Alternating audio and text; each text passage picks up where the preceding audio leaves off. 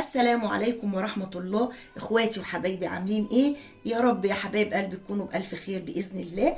طبعا احنا عارفين الفترة دي الأيام دي الجو ساقعة، فمحتاجين كده أكلة كده ترم العظم.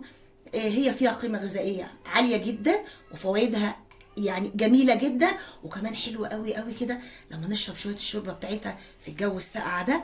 مش قادرة اقول لكم بقى، يلا نسمي بسم الله ونقول مع بعض هنعمل النهاردة ايه. النهاردة هنا انا عندي فردة كوارع غسلتها كويس جدا. من عوامل ان هي ما تبقاش زفره لازم تتغسل كويس جدا جدا جدا. يعني انا جبتها غسلتها، عملت لها محلول كده عباره عن ليمون، وحطيت حاجه بسيطه قوي قوي، يعني بصوا تكاد تكون حاجه لا تذكر من الخل، ربع معلقه صغيره جدا. اتفقنا كده. حطيت بقى كده بتاع حوالي شويه دقيق حلوين كده، بتاع 3 معالق ولا حاجه، وقلبتهم كويس قوي. وبعد ما غسلت الكوارع كويس جدا جدا جدا، بعد كده رحت حطيتها في المحلول ده يعني حوالي مثلا ربع ساعه. اتفقنا كده. وبرجع اغسلها كويس قوي قوي قوي، وارجع تاني احط لها نص ليمونه واشطفها بقى الشطفه الاخيره. بصوا بسم الله ما شاء الله، حاجه يعني كده. شايفين الجمال؟ قشطه. شايفين الجمال؟ انا غسلاها كويس قوي قوي. طبعا بقى انا بقطعها برضو، يعني هو بيبقى مقطعالي بس انا بحاول اقطع الحتت بالطريقه اللي اقدر اقطعها اكتر من كده. بصوا حبايب قلبي كمان الحفر انا غسلاه كويس ازاي. اهم حاجه اشوف ايدي بقى، اهم حاجه نغسلها كويس قوي. وزي ما قلت لكم المحلول اللي احنا بنحطه فيها دوت شبه بيضيع الزفاره، بتبقى فاضل بقى حاجه بسيطه قوي. ولما حاجه ليها باذن الله هقول لكم بقى عشان ما تبقاش فيها زفاره خالص. اتفقنا كده. عندي هنا بقى الكوارع هحط لها زي ما قلت لكم طماطم وجزر وبصل وفلفل، وهحط لها كمان فص ثوم. وعندي هنا كام فص حبهان، حاجه بسيطه قوي، بشره بسيطه قوي من جوز الطيب. وعندي هنا معلقه فلفل اسمر. وطبعا البهارات دي بترجع لحضراتكم، انا بكتفي قوي بالبهارات اللي انا قلت لحضراتكم عليها. وطبعا انا هعمل فته، فانا عندي هنا صلصه وعندي خل. وهقول لكم كمان انا هاخد من الصلصه دي هنخلي الكوارع بتاعتنا هتطلع في الاخر. يعني بصوا احنا نمشي خطوه خطوه عشان ما نتكلمش كتير. اتفقنا كده. يلا نسمي بسم الله. انا كده حاطه ميه على البوتاجاز بتغلي، واتفقنا بدل انا حطيت الكوارع في المحلول الملحي اللي انا قلت لحضراتكم عليه بالليمون بالحاجه البسيطه بالدقيق بالخل، خلاص هي ما شاء الله مش محتاجه ان احنا نعمل لها صدمه. انا غاليه الميه، ويلا نروح على البوتاجاز ونسمي بسم الله ونشوف هنعمل ايه مع بعض. بصوا حبايب قلب ام محمود، انا حاطه هنا الميه هي غليت، بدل انا غسلها اتفقنا كويس قوي، فمش محتاجه ان انا اعمل لها صدمه. هي بسم الله ما شاء الله مش هتبقى فيها اي زفاره خالص. بصوا بسم الله ما شاء الله قشطه ازاي. طبعا مش هحط لها لا توابل ولا الخضار اللي انا جايباه دوت ولا اي حاجه دلوقتي.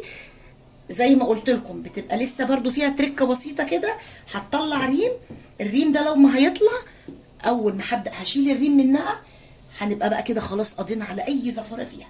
بقلب ام محمود انا كده سبتها ما حطيتلهاش اي حاجه، هسيبها كده بس هتاخد بس كده غلوه واحده تبدا تطلع الريم، وهنيجي مع بعض نشيل الريم وبعد كده نشوف هنعمل مع بعض ايه. بصوا حبايب قلب ام محمود، انا حبيت اوري حضراتكم الكوارع هي غليت، ورغم كده شايفين حاجه بسيطه قوي من الريم، شايفين حاجه لا تذكر. طبعا انا ما بحطش الغطا بتاع الحله. اتفقنا كده عشان لما تطلع ريم ما يسقطش في قعر الحله او يعوم كده من تحت الشوربه ما نعرفش نطلعه.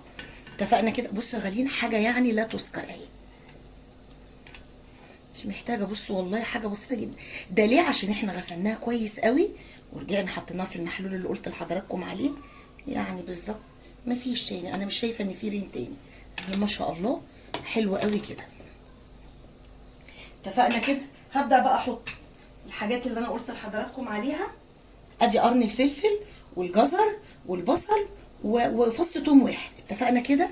هسمي بقى بسم الله كده، واحط البهارات اللي انا قلت لكم حضراتكم عليها، الحبهان وبشره جوز الطيب ونص معلقه الفلفل الاسمر. طب انت كده ما حطيتيش ملح يا ام محمود؟ انا مش هحط ملح دلوقتي خالص، هسيبها بقى كده. طبعا هي باذن الله مش هتاخد سوا كتير، بس انا هسيبها بعد بالظبط كده، يعني مثلا هسيبها بتاع نص ساعه، وبعد كده بقى ابدا احط الملح بتاعي. اتفقنا كده. هسيبها بقى مع نفسها.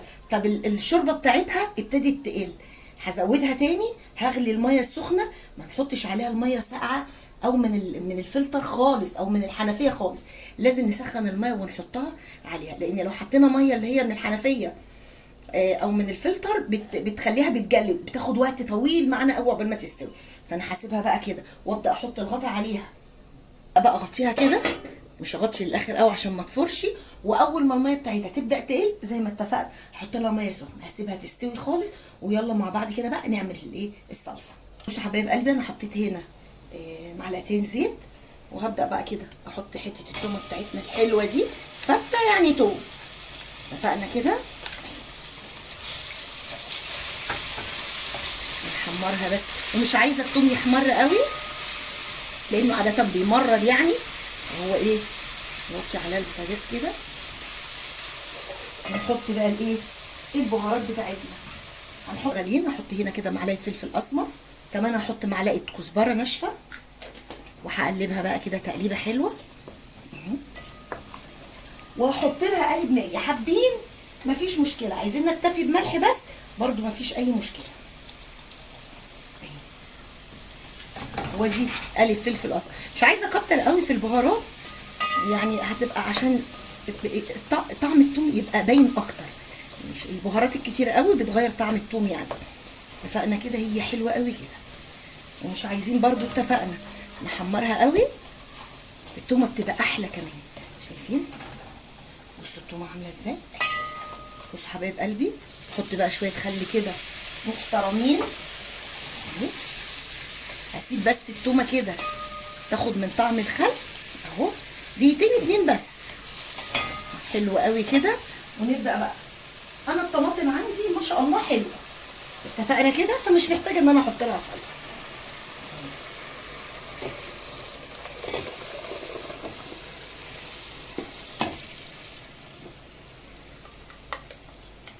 بس كل الطماطم كده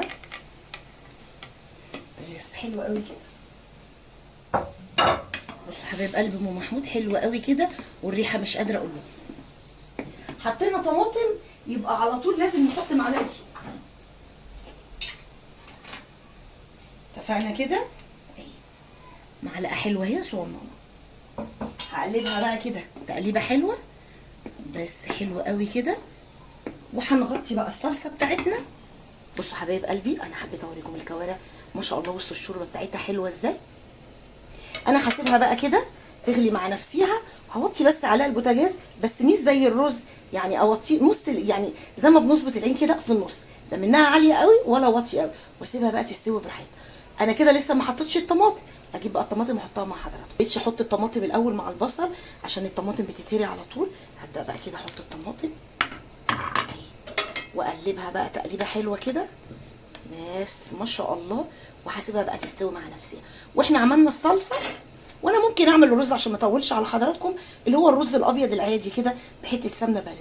هخلص بقى حاجتي كلها وارجع لكم تاني يا حبايبي. بصوا حبايبي، انا عملت هنا التسبيكه بتاعت الطماطم، التسبيكه بتاعت الفته. هسمي بقى بسم الله كده، وادهن الطاجن بتاعنا حاجه بسيطه قوي كده عشان الايه الكوارع تتحمر فوق وتحت. اتفقنا كده، والصلصه كمان تطولها. طبعا الصلصه فيها خل فبتدي برده طعم حلو قوي. وهسمي بسم الله بقى كده، ويلا نشيل مع بعض الكوارع.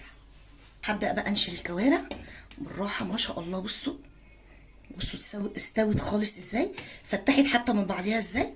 هسمي بقى بسم الله كده واحطها هنا اهي. بسم الله الرحمن الرحيم. اوه، بسم الله الرحمن الرحيم اهي، ما شاء الله هي دابت.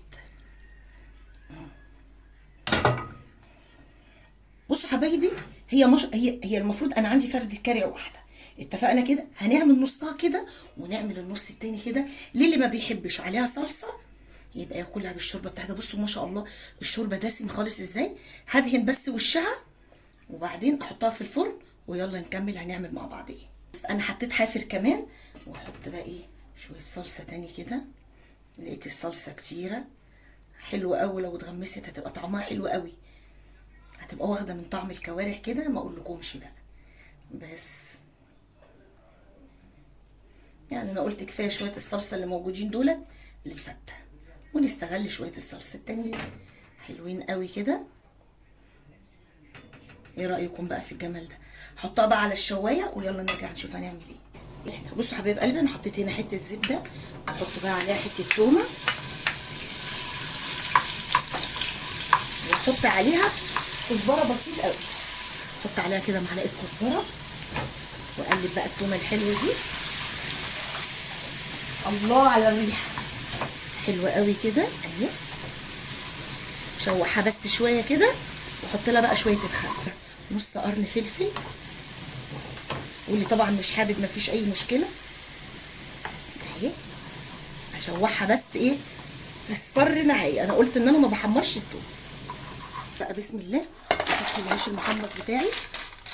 بصوا حبايب قلب ام محمود، هاخد حاجه بسيطه قوي كده من التومه دي بالخل، حاجه بسيطه قوي بس كده اهي.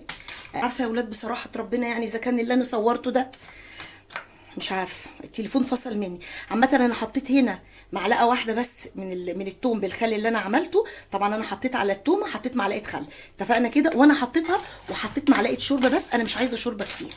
مش عارفه يعني الحته دي اتصورت ولا لا، فمش عايزه اعيد الفيديو من الاول لا يتمسح مني. اتفقنا كده، هي حلوه قوي كده. وابدا بقى احط الايه الرز. بصوا بقى انا ايه نزق الصلصه كده. بصوا بقى الجمال، شويه رز مفلفلين بحته زبده كده، حاجه كده روعه. بصوا حبايب قلبي، نبدا بقى كده. هسمي بسم الله. انا كده خلاص حطيت الرز. نبدا بقى نحط الصلصه بتاعتنا، نعمل شكل كده حلو اهو. وممكن كمان نحط على دي برضو طشه تومه بسيطه كده بس. اتفضلوا بقى معانا. يا رب يكون الفيديو عجب حضراتكم، والطريقه دي باذن الله هتعجب حضراتكم. واسيبكم يا حبايب قلبي في رعايه الله. بس عايزه اقول لكم على حاجه، لما نيجي ننقي الكوارع، نصيحه يعني، المفروض ناخد الكوارع الرجلين الاولانيين. وهنعرفهم ازاي؟ طب احنا رحنا لقيناهم متعلقين يا ام محمود. بتكون الكوارع بيضه زي ما انا وريتها لحضراتكم، نظيفه قوي كده، او الحافر بتاعها عن اللون البينك الوردي البسيط، دي بتبقى صغيره وما بتاخدش سوا. لكن الخلفيين بياخدوا سوا كتير قوي، وكمان بتبقى غامقه. اتفقنا كده. اسيبكم يا حبايب قلبي في رعايه الله. وقبل ما انهي الفيديو، اوعوا تنسوني في اللايك والاشتراك في القناه ونفعل زر الجرس عشان يوصل لحبايب قلبي كل جديد. والسلام عليكم ورحمه الله.